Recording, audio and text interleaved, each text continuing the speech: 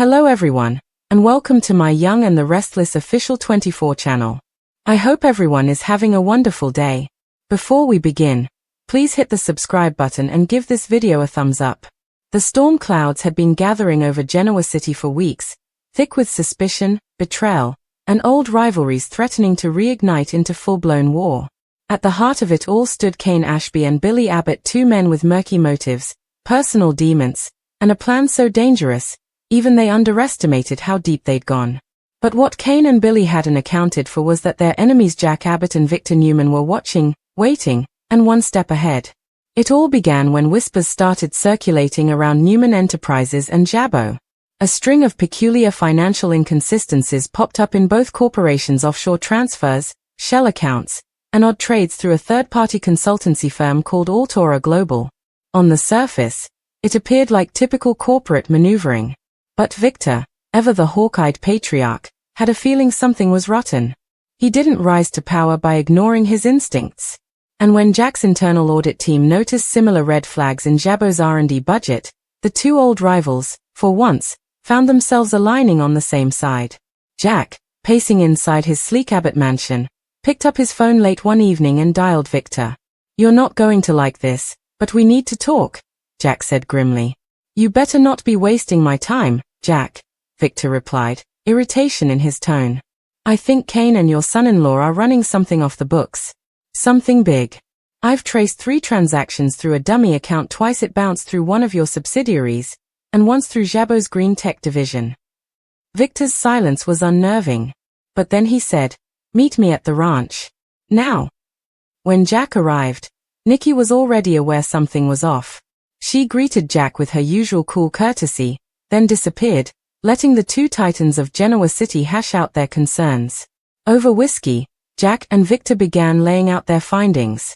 Together, they realized Cain and Billy had formed an unholy alliance, leveraging their insider access to both companies and using Outsmarts Global as a front for laundering corporate assets into a secret fund, one they intended to use to take over a controlling share of Chancellor Winters. "They are not just stealing," Jack muttered, stunned by the enormity of the revelation. "They are planning a hostile takeover." Victor's eyes darkened. "And once they get their hands on Chancellor Winters, they'll use it to break us both." That was when the trap was born. Victor tapped into his vast network of tech surveillance and hired private digital forensics experts to dig deeper into Outsmarts Global. Jack, meanwhile, brought in Phyllis for her sharp tech instincts after some persuasion and a promise of immunity for any accidental boundary crossing. She eagerly jumped on the challenge, motivated not just by the thrill but by her own suspicions of Billy's erratic behavior and his late-night meetings with Cain at a private downtown suite. As the digital walls closed in, Jack and Victor also decided to go analog. They needed undeniable proof, not just paper trails, but video, voice, and confrontation. So, Victor deployed a long-trusted Newman security operative named Marcus, who posed as a potential investor for Cain and Billy's secret venture. Marcus played his part while naive enough to seem exploitable, sharp enough to earn their confidence. Within days, he was invited to a private meeting with Billy and Cain in a secluded lodge outside Genoa City. Jack and Victor watched it all unfold live through a hidden camera planted in Marcus's lapel. They witnessed as Billy casually bragged about their plan to shake up the corporate power structure and remind the old guard that the future doesn't belong to them anymore. Cain, sitting across from him with a self-assured smirk, outlined how they'd diverted funds, manipulated stock reports, and even planted evidence to frame Devon Hamilton as the leak inside Chancellor Winters. "That was the final nail," Victor growled. "They are trying to destroy Devon's legacy." But the final piece came when Marcus, playing dumb, asked, "What happens if someone finds out?" Billy had chuckled. Jack's too wrapped up in his guilt over Diane to notice anything. And Victor? His always 3 moves behind these days. Victor's eyes narrowed at that moment. "He's going to regret saying that," he said coldly. With all the evidence in place, the final act of the trap was set during the Chancellor Winters annual shareholder conference, a high-profile event attended by board members, press, and corporate elite. Cain and Billy thought they had everything under control. They arrived early, smug and composed, with tailored suits and rehearsed smiles. What they didn't know was that Victor and Jack had arranged for a live broadcast. As Devon took the stage to give his address, The feed suddenly flickered. Confused murmurs filled the room. Then, without warning, the massive projector screen behind him lit up with grainy but clear footage of Billy and Kane at the lodge.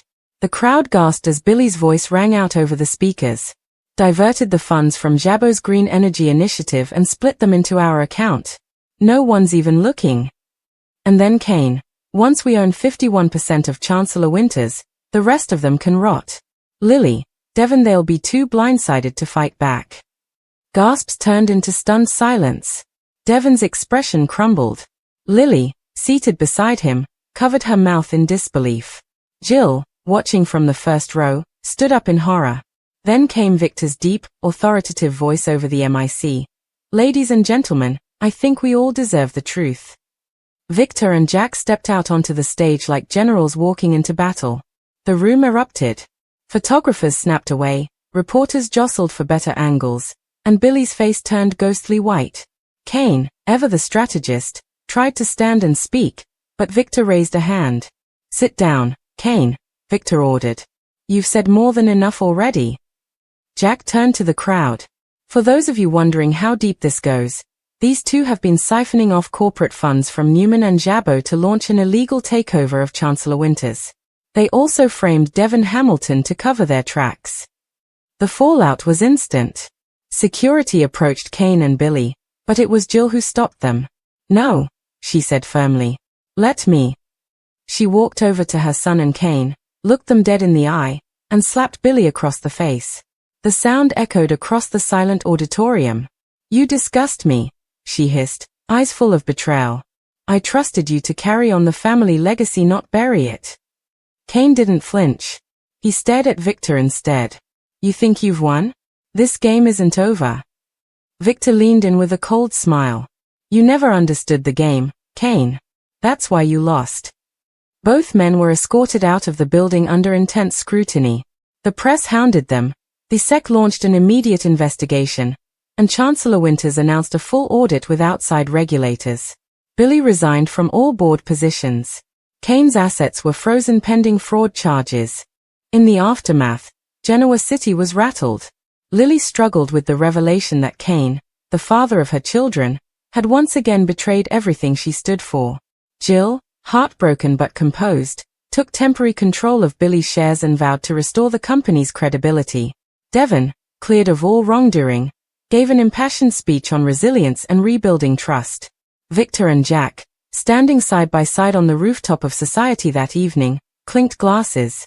Never thought I'd toast with you, Jack, Victor said with a rare smirk.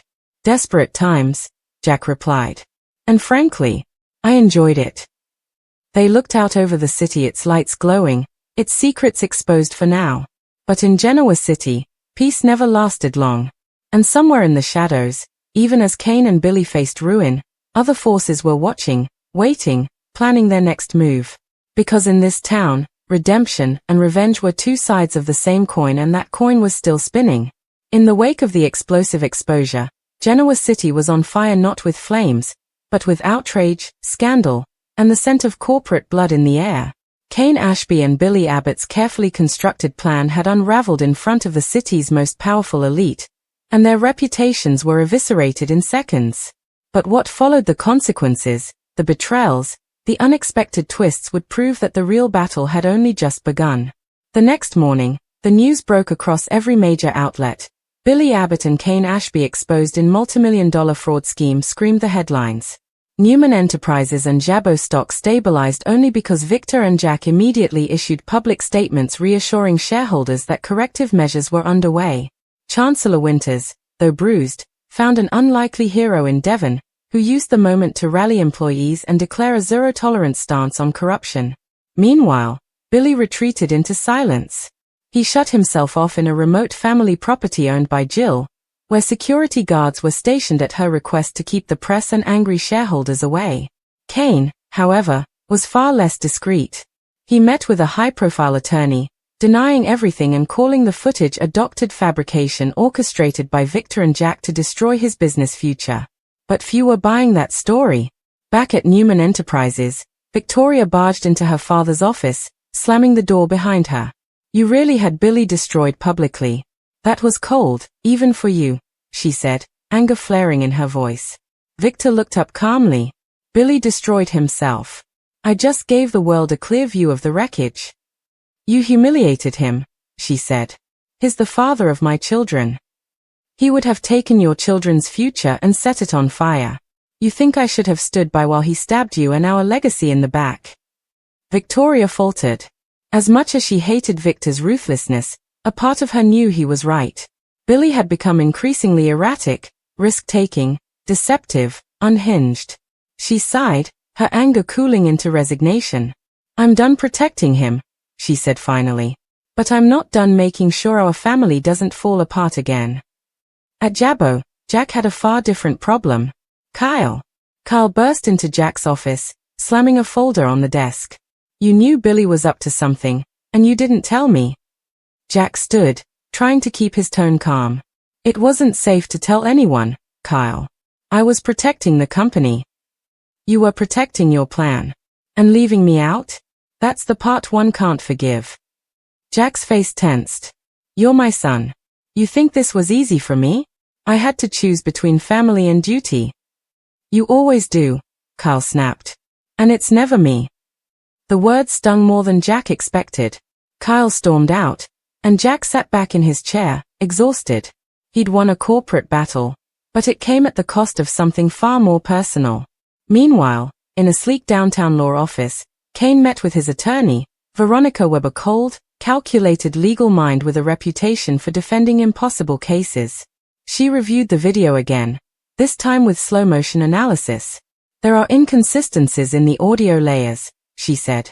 Nothing that would hold up in a tech court challenge, but enough to raise doubt. You think we can argue it's fake? Kane asked, hope in his eyes. We'll argue it's incomplete. Out of context. And I want to know who this so-called investor was. Marcus. If I can discredit him, we weaken their case. Kane leaned back in his chair. Then dig. I'm not going down because Victor Newman and Jack Abbott decided to play hero. But Kane didn't realize someone else was already digging, and not on his behalf. Lily. After the shocking reveal at the shareholder conference, Lily had gone numb. She sat for hours in her apartment, trying to make sense of it all, how the man she had once loved, shared children with, trusted with her heart, could be so utterly corrupted. And worse, he was willing to sabotage her brother, Devon. Her family. She had given Kane chances before. Too many, perhaps. But this? This was unforgivable. Still, Lily needed more than just outrage. She needed answers. So she visited Billy. At Jill's secluded estate, she found him disheveled, pacing like a man at the edge of sanity. You shouldn't be here, Billy said when he saw her. I had to come, Lily replied. Because I want to hear it from you. All of it. Not a headline. Not a soundbite. The truth. Billy's eyes were bloodshot. He didn't speak for a long time. Finally, he exhaled. It started as a way to beat Victor. To outmaneuver Jack. Kane had the intel, I had the guts. But it got away from us. It became something darker. Greed crept in, then anger, then spite. And Devon? Lily asked. You were going to let him take the fall. Billy looked ashamed. That was Kane's idea. Lily shook her head. You didn't stop him. That makes you just as guilty. You think I don't know that? Billy said, voice rising. I've lived in a prison of my own making since the second I agreed to this. I've ruined everything. Not everything, Lily said softly. There's still time to make things right. How? He asked bitterly. Tell the whole truth. Clear Devon. Turn on Kane. Billy stared at her. You're asking me to betray the only ally I have left. No, Lily said, standing. I'm asking you to finally do the right thing, for once in your damn life. That night, Billy called Jack. You want Kane buried? I can give you everything. Emails, audio backups, offshore account numbers. But in return, I want a deal. Jack narrowed his eyes. What kind of deal? Immunity from Jabbo. And a promise you'll keep Victoria out of it. You're in no position to negotiate. Then I'll walk, Billy said. And you'll never find half of what you need to finish this. Jack hated that Billy still knew how to play leverage. But he agreed. Within 48 hours, Victor and Jack had enough to send the feds into overdrive. FBI agents raided the Altura Global offices, seizing hard drives and financial records. Kane, blindsided by the second wave of evidence, realized his attorney couldn't spin this one. A federal indictment was filed against him: conspiracy to commit fraud, corporate espionage, and attempted hostile takeover through illicit means. Bail was denied. From his jail cell, Kane sat in silence, consumed by betrayal by Billy, by the system, by fate. Back in Genoa City, the power balance shifted once more. Jack restored Kyle's role at Jabbo, though their relationship remained strained. Devon invited Lily to co-lead Chancellor Winters once more, this time with a renewed commitment to transparency and integrity. And Billy? He vanished from the public eye, avoiding jail only because of his cooperation, but exiled from the corporate world indefinitely. Jill refused to speak to him. Victoria, still emotionally raw, sent him a letter short, unsigned, and final. You broke more than rules, Billy. You broke people. And we're done trying to fix you. As for Victor, he sat in his office late one evening, sipping brandy, looking over a file marked confidential, Altura Global Reorganization proposal. He'd bought the company at auction quietly, restructuring its assets to serve as a satellite to Newman Ventures. Jack walked in without knocking. Already moving in on the carcass. Victor smirked. Someone has to turn this mess into opportunity. Jack chuckled. You're incorrigible. And you're still here, which means we're not so different. Let's not push it. They toasted one last time. Not as friends. Not even as true allies. But as survivors in a city where power was currency, betrayal was expected, and victory came only to those ruthless enough to earn it. But elsewhere in Genoa City, in a shadowed bar far from the spotlight, a man watched the news quietly. He wore a cap pulled low and sipped a drink alone. A former Altura executive. Fired during the Newman takeover. Humiliated. And angry. He muttered under his breath, Jack and Victor think it's over. But they don't even know what they've started. And just like that, the seeds of the next war were sown. Because in Genoa City, peace was never permanent. And vengeance was always under construction. The dust had barely settled in Genoa City, but for those who knew the landscape, the calm was deceiving, a surface lull hiding the storm beneath.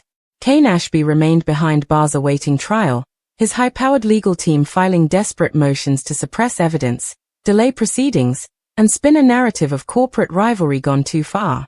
Billy Abbott, though spared prison, lived in self-imposed exile, shunned by both family and former allies. Jack and Victor had won. But neither man was foolish enough to believe the war was truly over. Victor Newman sat alone one evening at his ranch, reviewing documents on the Altura acquisition. Since the federal raid, Newman Enterprises had gained full control of the defunct consultancy firm. What was once Kane and Billy's corrupt playground was now being folded into Newman's global restructuring initiative. But Victor's instincts nagged at him. Something was still off. The money trail was too convoluted, the shell companies too sophisticated for just two men to handle alone. He called his head of security. Dig deeper into Altura's founding. I want names, contacts, silent partners, anyone who might have helped Kane and Billy but stayed in the shadows. Yes, Mr. Newman. Elsewhere, Jack Abbott had a different fire to contain. His son Kyle had distanced himself even further. Their relationship, already tense before the exposure, had eroded into silence. Jack stood at society's bar one night, swirling a drink, staring at his reflection in the mirror behind the rows of liquor bottles. Phyllis joined him, uninvited but not unexpected. You won, she said, sipping a martini. You and Victor buried Billy and Kane. And yet, you look miserable. Jack smirked. Victory feels hollow when the cost is personal. Maybe, Phyllis said, tapping her glass. Or maybe it's because you know it's not over. People like Kane, when cornered, they don't fade quietly. Jack looked over at her, his eyes narrowing. What do you know? Phyllis shrugged. Just whispers. But word is someone else is pulling strings behind Altura. Someone international. Quiet. Dangerous. Jack frowned. Victor's looking into it. Well, he'd better move fast, she said, standing. Because I've got a feeling you both just poked a bear you didn't know was sleeping. She walked away, leaving Jack with a cold pit in his stomach. At the same time, inside a secure holding facility, Kane received a letter. No return address. No signature. Just a message written in black ink, block letters. Hold the line. The real players are in motion. You won't face this alone. Kane stared at the paper, then slowly folded it, a spark of renewed confidence flickering in his eyes. He had suspected that Billy and he weren't the only ones benefiting from Altora's web of transactions. He remembered the encrypted calls, the anonymous wire transfers, the unnamed consultants who offered structural assistance. Now, those ghosts were stepping forward. In the days that followed, strange occurrences unsettled Genoa City's corporate community. Victor's lead forensic auditor vanished while on a trip to Zurich. Jack's assistant received a corrupted USB drive that, once inserted, nearly took down Jabot's server infrastructure.